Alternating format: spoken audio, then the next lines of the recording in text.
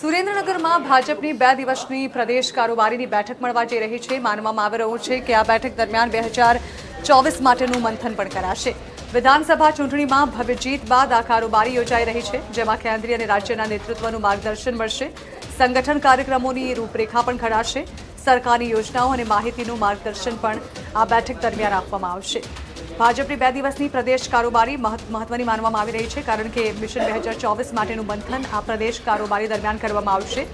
તો સાથે જ વિધાનસભા ચૂંટણીમાં ભવ્ય જીત બાદ આ પ્રથમ કારોબારી મળી રહી છે, ત્યારે તેમાં કેન્દ્રીય અને રાજ્યના નેતૃત્વનું માર્ગદર્શન પણ આપવામાં આવશે। આ સાથે જ 2024ને લઈને સંગઠન કાર્યક્રમોની રૂપરેખા પણ ઘડવામાં આવશે।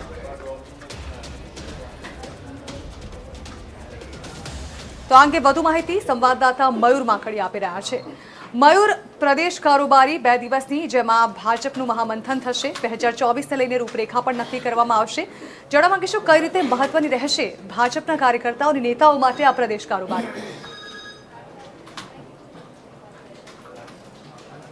जी बिल्कुल, तमने जणावी दऊं कि भारतीय जनता पार्टी ने हमेशा परंपरा रही है कि राष्ट्रीय कारोबारी पूर्ण थाय त्यारबाद जुदा जुदा प्रदेश की अंदर कारोबारी थती होय छे।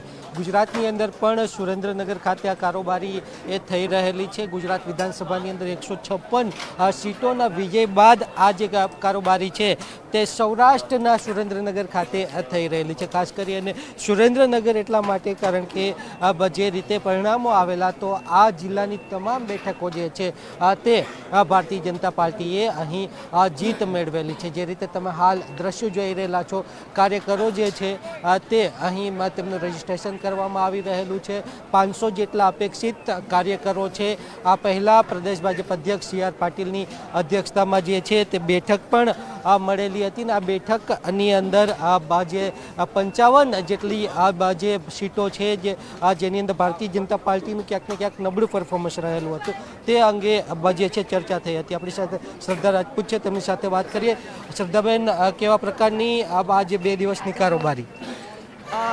હમણાં તાજેતરમાં જે ગુજરાતની જનતા જનાર્દને અમને જે આશીર્વાદ આપ્યો છે, ડબલ એન્જિનની સરકારના જે કામો છે ને આદરણીય પ્રધાનમંત્રી નરેન્દ્ર મોદીજીનું નેતૃત્વ, યશસ્વી મુખ્યમંત્રી ભૂપેન્દ્રભાઈ પટેલ અને અમારા આદરણીય CR પાટીલજીની જે મહેનત છે એ અને કાર્યકર્તાઓ સુધીની મહેનતથી જે 156 અમને સીટો મળી છે, એ માટે જે અમે રોડમેપ તૈયાર કર્યો છે એનો અભિનંદન પ્રસ્તાવ જે છે એ રાષ્ટ્રીય કારોબારીમાં આપવામાં આવ્યો છે, એની ચર્ચા થશે। હવે જેમ અટલ બિહારી વાજપેયીજી કહ્યું છે કે આ પદ નહીં દાયિત્વ છે, તો આ વખતે 27 વર્ષ પછી પણ જે જનાધાર મળ્યો છે તો અમારું દાયિત્વ વધી ગયું છે। વિકાસ અમારો મુખ્ય એજન્ડા રહ્યો છે। આ કારોબારીની અંદર પણ સંગઠન સરકારની સાથે જે સરકારની યોજનાઓ છે એને લઈને વિકાસની ગતિને કઈ રીતે આગળ વધારે અને ભારતીય જનતા પાર્ટીનું જે સંગઠન છે એ ઉત્તરોત્તર કઈ રીતે વધારે મજબૂત બને અને આગામી લોકસભાની જે અમુક વાતો છે એનું નિર્ણય જે છે ચર્ચાઓ કરવામાં આવશે।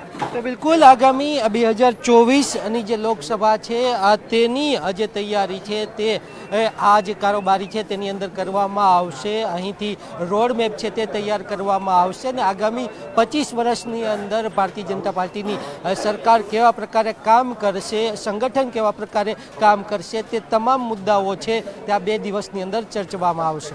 जी बिल्कुल मयूर, એટલે ખૂબ જ મહત્વની આ કારોબારી મળવા જઈ રહી છે। આભાર। આણંદ GCMMFના વાઇસ ચેરમેન અને ચેરમેનની ચૂંટણી યોજાઈ રહી છે, જેમાં 18 दूध उत्पादक संघना चेरमेन मतदान करशे। 24મી જાન્યુઆરીએ नवा चेरमेननी नियुक्ति करवामां आवशे। हाल साबरडीना चेरमेन शामळ पटेल छे GCMMFना चेरमेन। आणंद प्रांत अधिकारीना अध्यक्ष स्थाने आ चूंटणी योजावा जई रही छे। आणंद प्रांत अधिकारीए चूंटणीनी तैयारीओ पूर्ण करी छे। संघना डिरेक्टरनी यादी अने चूंटणी मटीरियलने आखरी ओप अपायो छे।